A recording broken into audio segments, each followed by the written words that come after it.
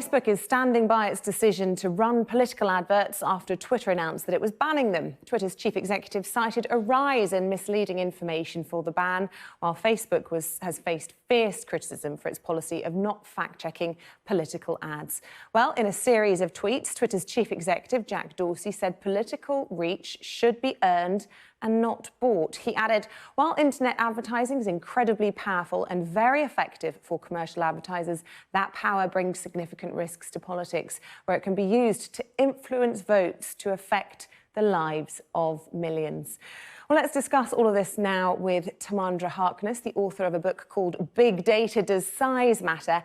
And Peter Jukes, executive editor of the Bywire Times. A very good afternoon to you both. Peter Jukes, if I can start with you, can we just explain to anyone at home who may be a Twitter user and have not actually seen large adverts whilst using the social media platform? We're talking about endorsed tweets, promoted tweets, things like that. Good to see the back of those? Yes, I think so, because, I think as Jack Dorsey says, it's a forum for free speech, but this is paid for speech. And think about it, you're not allowed to buy political advertising on television. So why in this country could somebody, especially from overseas, buy political ads on Facebook or Twitter, which are now, a main source of news for people? So if it applies to broadcast, why not to social media? Facebook have come out and said that they don't want to go down this road because it's tantamount to censorship. Do you accept that argument? No. It's tantamount to censorship of their profits. Obviously, Twitter isn't such a place for advertising, but Facebook is basically free to us, but makes all its money from advertising. And it takes a lot of our data. Now, the problem is that, not only do they not fact-check them, even their sort of vague transparency rules, you can go to a page, see who's spending on what, don't actually say who's spending money in Britain. Look, when other governments, like in Ireland during the abortion referendum, or in France on the run-up to the Macron election, insist they do stop advertising Facebook. And they actually took down like 40,000 fake accounts before Macron was elected. It's up to politicians to put pressure on them, but basically they will just take money. It's not, if they were just for free speech, they would be a publisher, but they're not. They're an advertising means, and they take our data and they resell that to advertisers. I'll just make one more point. 75 million Facebook users were hacked to an app connected to Cambridge Analytica. Now, that data is still floating around. So when you get targeted ads, targeted dark political ads, they could well be using that hacked data. So Facebook has not only had a breach in security, it's still monetizing that breach in security. Let's bring in Timandra Harkness at this point then. Of course, we're talking about Cambridge Analytica's role in the last election in the United States, and it's been widely criticised, hasn't it, as sort of eroding democracy, that people are actually changing their action because of how they're seeing political adverts on the social media network. Do you accept that argument? No, I think that this is completely the wrong approach. I think there is a problem with politics, but the problem with politics is that it's been reduced to a marketing exercise.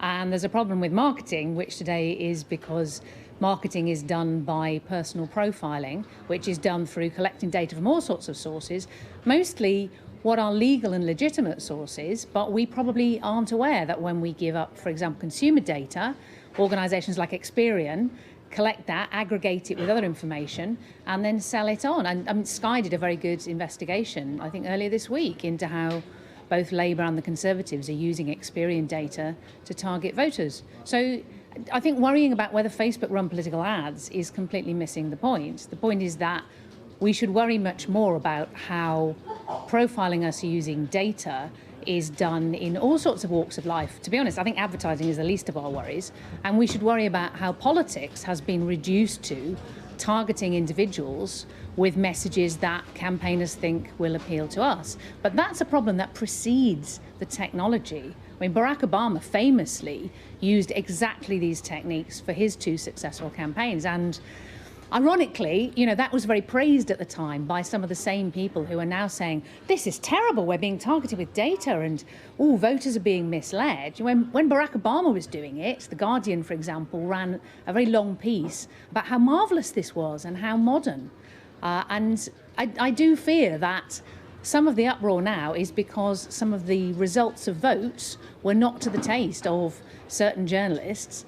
And instead of saying, well, maybe there's a political problem here, that there was a disconnect between what millions and millions of people think and what we usually see represented and what politicians are aware of, people look for explanations by saying, oh no, they must have been led astray by targeted adverts.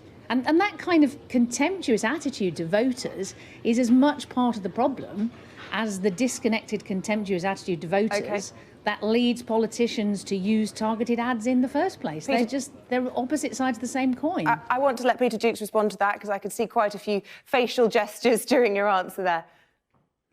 No, I think there's a very good point about Experian and the data is being used for targeting. But I know the Obama campaign well, 2008, had lots of small donors, and none of that data was hacked.